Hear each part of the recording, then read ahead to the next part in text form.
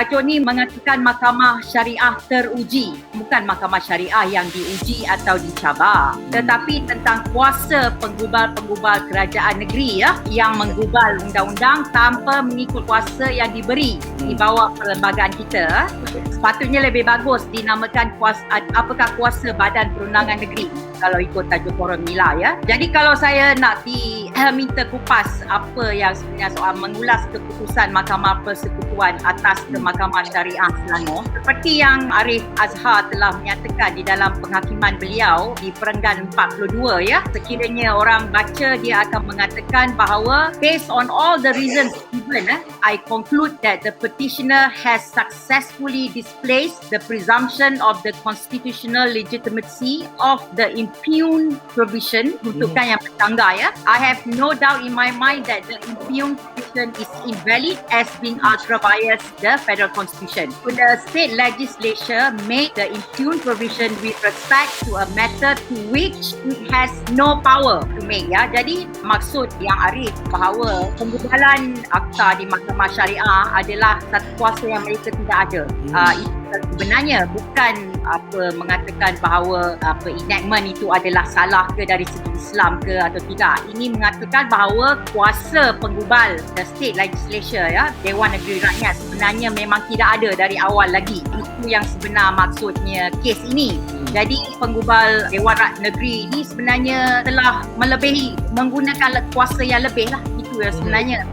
Had limit Mahkamah Syariah adalah terpulang kepada Parlimen. Jadi kalau tak puas hati, pergi ke Parlimen. Federal Constitution hanya memberi hak setakat yang telah diberi oleh Mahkamah Federal Court hari itu. Jadi kalau tak puas hati, pergi ke Parlimen. If I disagree, it's not because of just simply of religious values, but because of the health implications. And masalah kacau tak kacau tu apabila kita melihat bahawa implikasi daripada kesihatan membawa kos yang banyak kepada kita. Bukan saja di Malaysia, sebenarnya di seluruh negara pun, sehingga terpaksa bergantung kepada US punya Presidential AIDS, panggil PEPFAR. Kita pun dapat Global AIDS Fund. Tetapi Global AIDS Fund kita hanya 4%. 96% beban kesihatan untuk masalah HIV AIDS ni masih lagi kerajaan Malaysia. Jadi saya rasa berbaliklah kepada prinsip kesihatan yang asal, where prevention is better than cure, dan menggunakan pendekatan agama dan juga pendekatan undang-undang.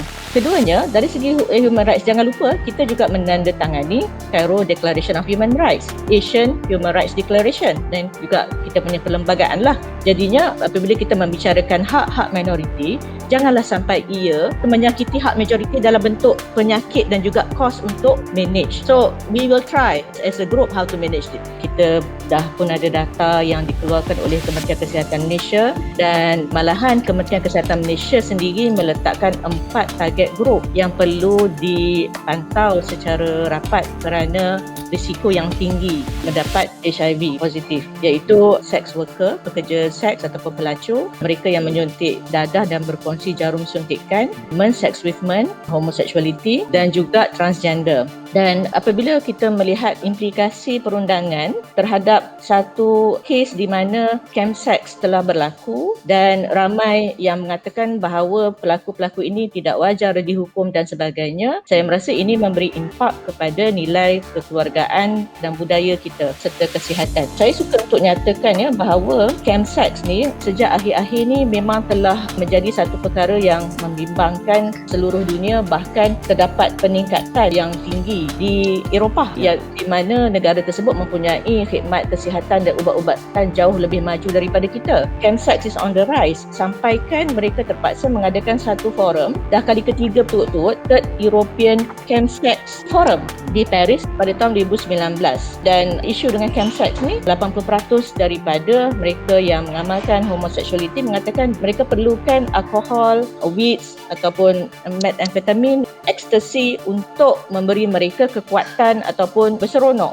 So, implikasi daripada perundangan dengan latar belakang kes yang sebegini, sebenarnya Wafiq pun pernah tulis apabila European Union menegur kita kerana menguatkuasakan undang-undang, saya mengatakan kepada European Union bahawa mereka tidak mengambil kira impak daripada budaya tersebut, campsites tersebut ke atas kesihatan dan juga kos. Tentang parlimen, pergi ke parlimen kalau nak pindah. Memang itulah momentum yang dilakukan sekarang. Kita memberikan kesedaran kepada rakyat, kepada orang Islam supaya menjadi satu current, menjadi satu gerakan untuk mendesak ahli-ahli parlimen kita untuk pergi ke parlimen untuk meminda apa yang ada sekarang ini untuk memperbaiki supaya orang Islam boleh melaksanakan agamanya berdasarkan kepada kadar 11 perlembagaan tanpa apa-apa sekatan. Mahkamah Persekutuan baru-baru ini ada dua badan perundangan di Persekutuan Malaysia, iaitu Dewan Undangan Negeri dan juga Dewan Parlimen. Kuasa Dewan Undangan Negeri in respect of this case adalah berkaitan dengan creation offences and punishment, offences against the precepts of Islam. Kesalahan-kesalahan yang melanggar perintah agama Islam dan ada syaratnya mestilah orang Islam, mestilah tidak ada di dalam senarai persekutuan. Manakala kuasa yang diberikan kepada persekutuan pula adalah tentang criminal law. Jadi itu yang dibincangkan di Mahkamah Persekutuan. Adakah Dewan Undangan Negeri membuat Seksyen 28 ini, adakah Seksyen 28 hubungan persetubuhan di luar tabi'i ini termasuk di dalam criminal law ataupun di dalam offences against the precepts of Islam. Di dalam perhakiman, kedua-dua hakim ini, ketiga-tiga hakim ini tidak menolak bahawa liwat, senang kita cakap liwat lah, adalah offences against the precepts of Islam. Tetapi ada precaution clause yang mengatakan mestilah tidak ada terjumlah di dalam senarai persekutuan, iaitu criminal law. Okey, itu keputusan disebabkan secara harfiahnya, secara literalnya begitu, Mahkamah Persekutuan mengambil kira mengatakan bahawa Seksyen 28 itu tidak berperlembagaan.